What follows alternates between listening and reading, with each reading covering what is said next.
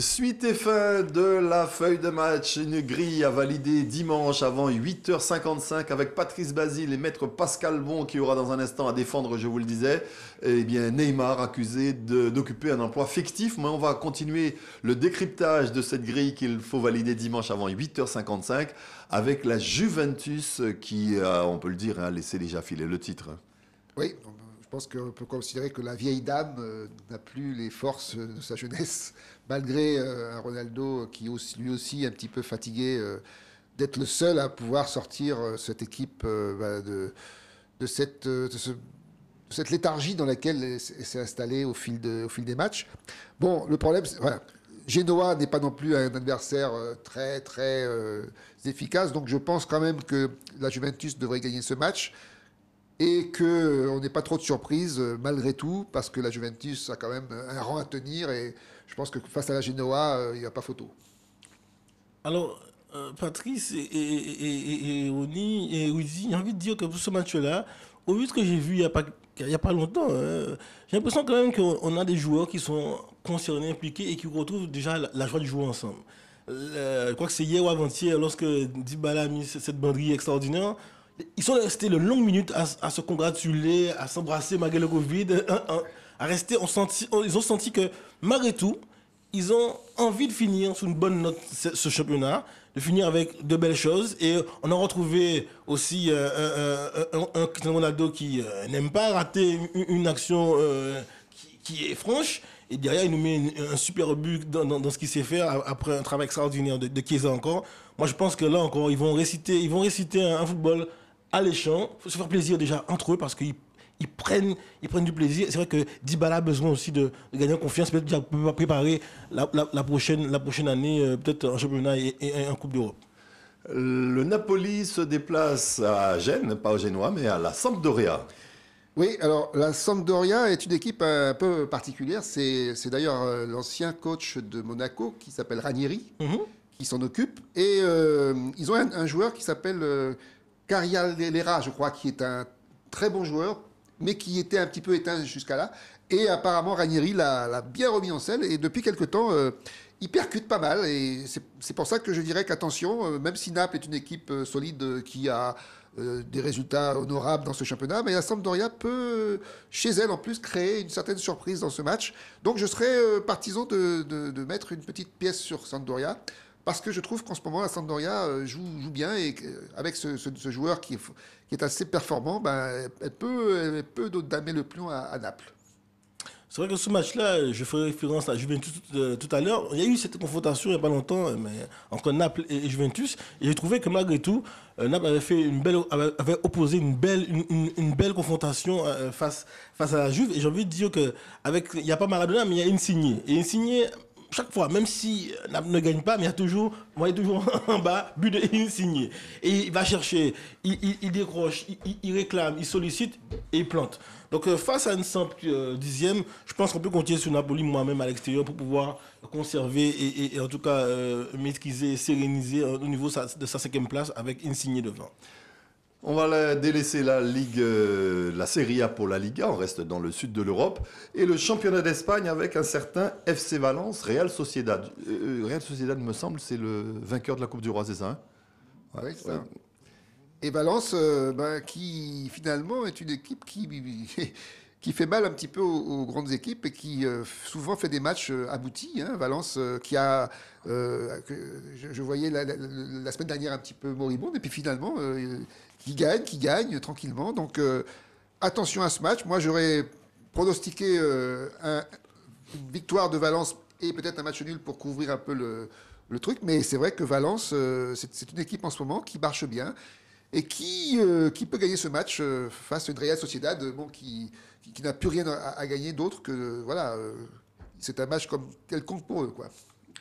J'ai envie de dire comme Patrice que c'est un match intéressant parce qu'on sent quand même que la Sociedad ça fait partie encore des équipes qui sont là et qui ont confirmé malgré tout une 5e place avec justement les Atlético et les Barça et le Real. Ça vaut quand même son pesant d'or. On sent que c'est une équipe qui joue quand même. J'ai vu, ils ont fait match nul dernièrement, mais ils n'ont pas démérité. Valence, c'est un peu moins bon. Moi, je pense que même si sur l'extérieur, on peut compter, comme tu dis, Patrice, sur un match qui sera peut-être neutralisé par des buts de chaque côté dans une parité ou la victoire de la Sociedad à l'extérieur. Patrice, vous disiez Real Sociedad, déjà en vacances? Ben, Ouais. oui, parce que pour moi, si vous voulez, aujourd'hui, tout va se passer en haut ou en bas. Donc en haut, on en parlera tout à l'heure. Oui, mais en haut, on en parlera tout à l'heure. On n'en parlera pas forcément de la plus grande affiche, samedi, le Classico. Ah oui. Alors, on termine sur Real Sociedad, on parlera du Classico tout à l'heure. Non, non, mais moi, je disais que Valence était une équipe qui allait probablement mener la vie dure à la Real Sociedad parce que c'est une équipe, justement, qui, depuis quelque temps, surprend par ses résultats et qui trouve toujours le moyen de marquer un petit but par-ci, un petit but par-là. Et je pense qu'ils ont de meilleurs arguments à donner par rapport à la Real Sociedad. Ouais, mais moi je parlais de la Real Sociedad qui joue, j'ai envie de dire, décontractée. C'est ça. Elle a remporté le derby basque dans la finale de la Coupe du Roi. Oui. Elle est cinquième, je crois, au classement. C'est quelque chose comme ça. Cinquième, c'est ça. Une équipe qui joue décomplexée, qui a déjà réussi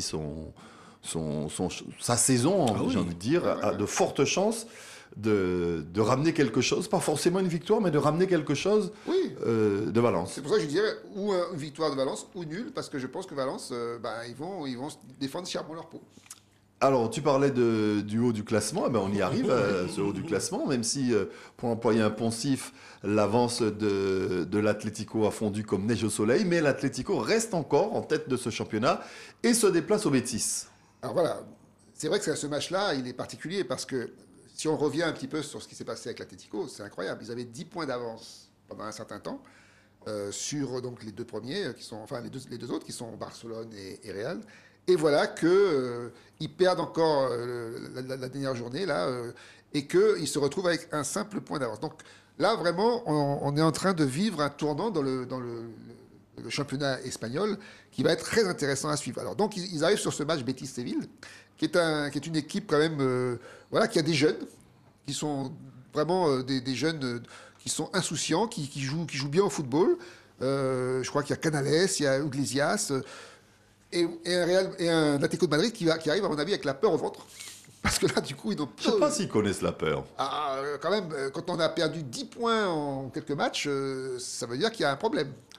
Ouais, mais enfin, il y a des équipes en face aussi. Oui, mais ils étaient réputés pour être une équipe justement solide, qui justement ne connaissait pas la peur, qui ne doutait pas, et puis tout d'un coup, on les voit qui perdent leurs moyens, qui s'effilochent. Alors, il faut dire aussi que les deux poursuivants ont un rythme d'enfer. Ah bah oui, depuis, moi je vous l'ai toujours dit, Barcelone, depuis la défaite contre le Paris Saint-Germain, ils sont énervés. Ils sont énervés, là. Moi, je pense un peu comme on lui dit, c'est les résultats qui nous font un peu mentir. Mais on a quand même une équipe d'Atlético de Madrid qui fait le dos rond, qui joue et qui a des oppositions en face. Et chaque fois, elle doit en faire un peu plus pour pouvoir gagner. On a bien vu un moment, c'était toujours 2-1, 1-0, avec des exploits personnels de qui on sait. Mais maintenant, on sent bien qu'il y a des équipes qui lâchent pas et qui font que il faut aller chercher cette victoire. Et des fois, c'est un match nul, des fois, c'est une défaite. Mais je pense pas qu'ils ont perdu leur jeu. C'est juste que les oppositions sont plus intéressantes depuis quelques temps. Et donc, derrière... je pense que ce qui est bien, c'est que quelque part, on peut compter. On revient sur le Classico quand même. Il faut 2-3 mots sur le Classico. On a quand même un match, coefficient 2, parce que honneur au gagnant et malheur au perdant.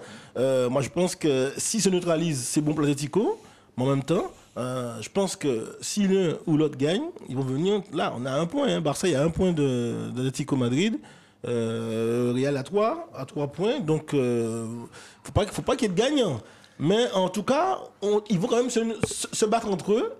Donc autant pour l'Atlético voir ce match-là face au Betis avec manière très ouverte, très confiant, et pouvoir, comme il dit, se remettre la tête à l'endroit et pouvoir confirmer.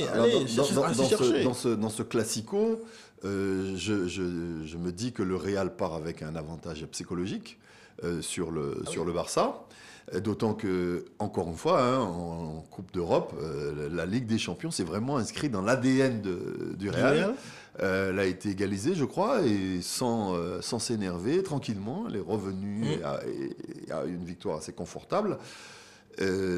Quand tout vous réussit comme ça, vous arrivez dans le Classico où Benzema a toujours brillé, ça peut être favorable au Real.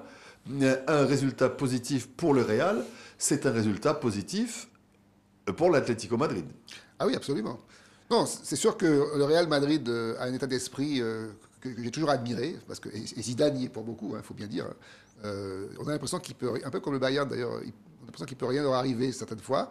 Et c'est vrai que quand je vois le match qu'ils ont livré en Champions League, cette sérénité qu'ils avaient, Benzema à qui tout réussit, ça me rappelle un peu Deschamps avec l'équipe de France. C'est-à-dire qu'on a l'impression que dès qu'il y a un problème, tout de suite, ils trouvent la solution. Mais il ne faut jamais parler de Benzema et l'équipe de France tout de suite derrière. Non, c'est vrai.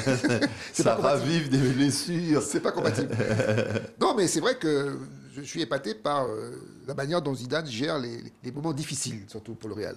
Et l'Atlético de Madrid, là, ils en vivent un. Donc, à eux de voir, parce que faut pas oublier, ils ont quand même Suarez, ils ont Neymar qui revient bien, donc ils ont des arguments à faire valoir, eux aussi. Donc, ça va être, pour ça que je dis, ça va être très intéressant cette fin de championnat espagnol. Il y a surtout aussi le petit jeu qui s'est installé entre Florentino Pérez et Zidane, de ce dos au mur, chaque fois on se joue. Mais ça, c'est pour le jeu, ça. 3 derniers matchs, ils n'ont rien. 3 derniers matchs, chaque fois, on a l'impression que sous la pression, et, voilà, il arrive à faire sortir le meilleur de ses joueurs. On sait bien que Zidane n'est pas son siège éjectable au Real. Mais c'est vrai que de temps en temps, allez, Florentino met une petite dose histoire de mettre une pression sur l'équipe. Il faut bien que ce soit le président qui le fasse plutôt que les socios. Mais attention Barça quand même. Je pense que Barça aussi, voilà, il s'est tout donné ici. C'est un football total. Koeman s'en sort pas mal avec ses joueurs en ce moment. Ils sont tous quasiment à leur meilleur niveau. À leur niveau. Quasiment, oui. Voilà, c'est un peu derrière que ça cloche parce que voilà. Piqué en fait une carrière, en fait une série. Voilà. L'anglais, bon, c'est le futur. Il n'est pas encore tout à fait abouti. Donc, c'est vrai que des fois, allez, avec Vinicius et Benzema et aussi... Casemiro.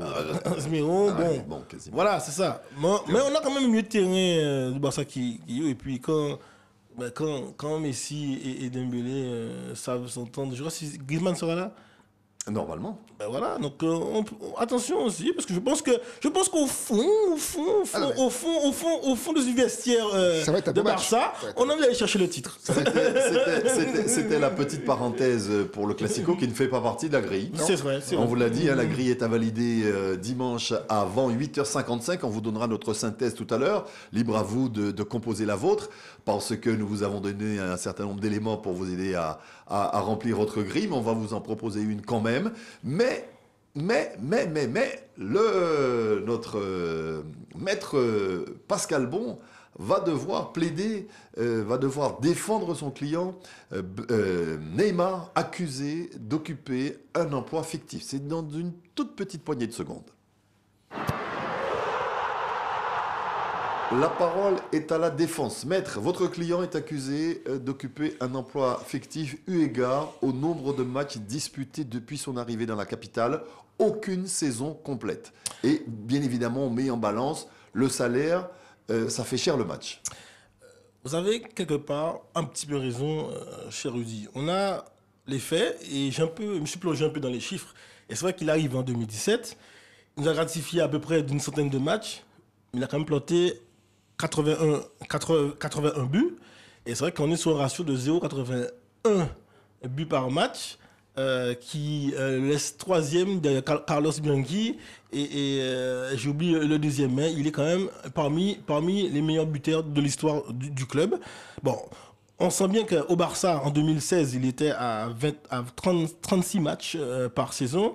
C'est vrai que depuis 2017, on oscille entre 23, 22 et 21 matchs. Là, sur cela, vous avez raison. Mais cette année, on est quand même déjà à 22 matchs.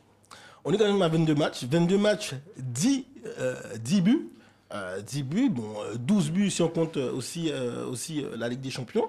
Et c'est vrai que là aussi, on peut compter sur le fait que, à la fois, on a une star qui n'a pas bénéficié, vous l'avez dit, de toute, on va dire, de toutes les bonnes onctions au niveau de sa santé, beaucoup de problèmes au niveau des adducteurs. Et on a un performeur, quelqu'un qui aime jouer au ballon. Et c'est vrai qu'on a aussi ce côté dans une star et on peut aussi parler de cette critique qu'on fait au football actuel qui est un peu cadenassé, où ça manque de panache avec des joueurs fantasques.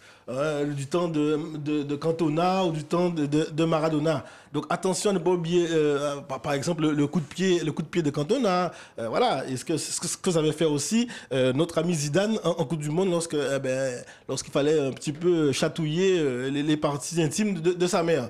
Donc c'est vrai qu'on a ce côté aussi aujourd'hui, un footballeur qui est agacé lorsqu'il n'est pas au meilleur de sa forme. On sent qu'il a le football, il a ce talent, et lui-même il est triste, il le dit souvent, il témoigne souvent qu'il est triste de pas pouvoir développer son jeu. Et votre question est tombée à point lorsque on voit son match face au Bayern.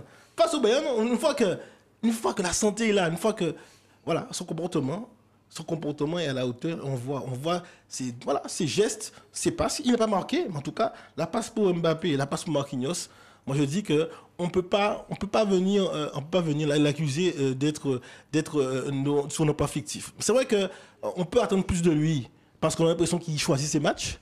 On a encore eu cette espèce de polémique autour du jeu du Strasbourgeois, donc il aurait fait exprès de prendre ce carton rouge pour pouvoir être neutralisé sur le match de Strasbourg, mais soyons sérieux. Aujourd'hui, on a un joueur qui est cyclotimique. C'est vrai que lorsque la santé n'est pas là, c'est une star.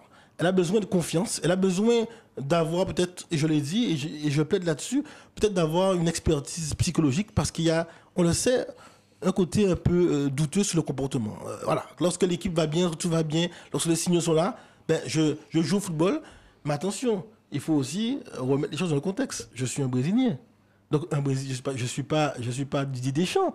Je suis pas un joueur de slovaque ou russe. On connaît. Il faut que j'aille m'amuser de temps en temps. Il faut que pour pouvoir avoir la confiance que je puisse conserver mes mœurs et qu'on connaît Ronaldo ou Romario. Donc on n'a pas à reprocher à Maradona son jeu. Tant qu'on a le résultat, on ne me reproche rien.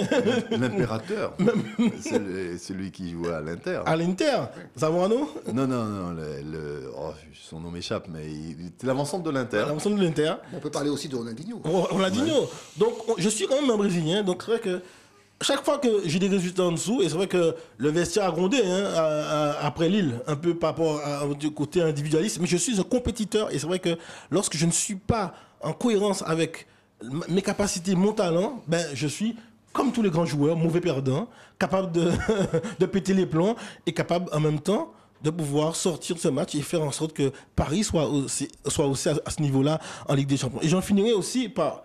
Bien évidemment, au-delà de mon simple salaire, on peut, sous le plan marketing, sous le plan de l'aura, sous le plan de l'exposition de Paris et de la France dans tous les autres pays par rapport à ma présence au PSG, ça vient gommer toutes ces critiques sur mon temps. Mais c'est vrai que j'accepte de dire que cette année, je suis encore à 52%, je l'avoue, je suis à 52% d'absence. J'ai regardé depuis septembre, 52 d'absence sur le championnat. Donc, à mon sens, puisqu'il y a eu des problèmes de comportement, j'accepte. Je dis que j'accepte aussi peut-être de grandir, parce que j'ai 29 ans, mais je dois encore grandir peut-être dans, on va dire, ma capacité à pouvoir gérer mes pépins, et donc peut-être un accompagnement psychologique, de telle sorte que mes troubles de comportement un peu légers puissent s'estomper définitivement. Permettez que je puisse avoir cet accompagnement pour pouvoir continuer à briller. Et puis, pardonnez-moi ces petits écarts, parce que voilà, je suis toujours aussi bon que, un peu comme Zidane, quand je suis dos au mur et qu'on vient me critiquer, je vais fermer le clapet. L'impérateur de l'Inter de Milan, Adriano. Ah oui, Adriano. Qui aimait bien la fête. Alors, les départs au Brésil. Vous avez parlé de comportement des Brésiliens, et ça remonte à la nuit des temps. La nuit des temps. Je me souviens des anecdotes que me racontait Marius Trésor sur les frasques de Paulo César et Jair Zino quand ils étaient à l'OM. C'était quelque chose d'hallucinant.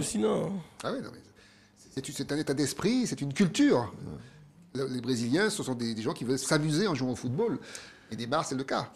Très bien. En tout cas, il a été brillant hier, même si c'était par épisode.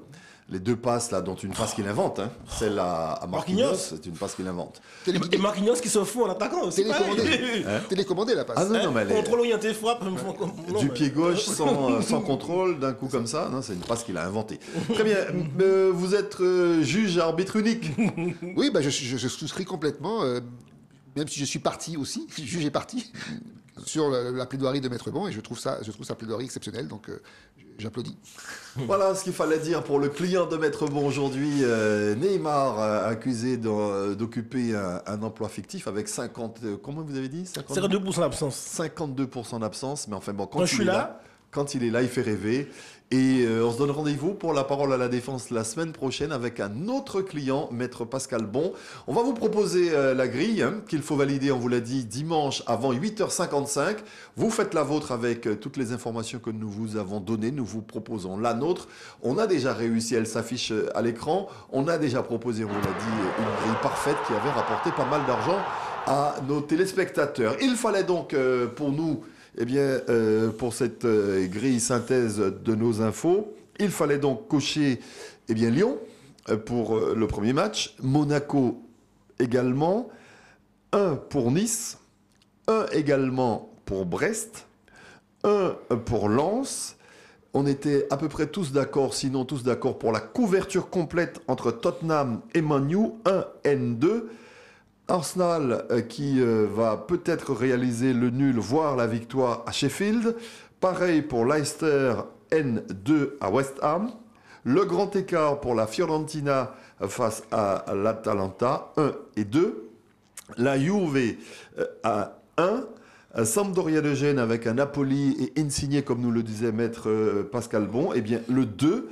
Le FC Valence, Real Sociedad, qui a déjà réussi sa saison en remportant la Coupe du Roi, peut aller chercher quelque chose à Valence. Pourquoi pas un N, mais Valence peut aussi faire valoir sa forme du moment, 1 et N. Pour ce qui concerne la course au titre, on accorde le bénéfice du doute à l'Atlético Madrid, qui pourrait aller chercher un résultat positif au Betis de Séville, N et 2. On vous la laisse quelques secondes pour vous la mémoriser. Pourquoi pas la tenter d'ailleurs, on vous l'a dit, vous êtes libre de tenter la vôtre. On vous a donné suffisamment d'infos pour vous aider à la tenter. Sachez que pour Lyon, Slimani sera également suspendu. Il a été expulsé. C'était face à Lens, je ne me souviens plus. Il a été expulsé, mais... Oui, c'était Lens. C'est ça ? Il a été expulsé, oui, c'est ça. Lens, il a été expulsé face à Lens, donc il sera suspendu. Et c'est non négligeable comme argument, parce que l'attaque lyonnaise est un petit peu pauvre en dehors de paille. Et Kadewere qui, à un moment donné, a fait feu de paille. Si on peut dire. Merci à tous les deux. Merci Patrice. À bientôt, à la semaine prochaine. Merci également à Pascal Bon, Maître Pascal Bon. Merci, et puis attention, pareil, le Bayern Saint-Lewandowski et sans Gnabry, voilà, c'est pas la même chose. En tout cas, on espère récupérer Ronnie de l'infirmerie la semaine prochaine. Merci à vous de nous avoir suivis. Passez une très très belle fin de soirée sur notre antenne.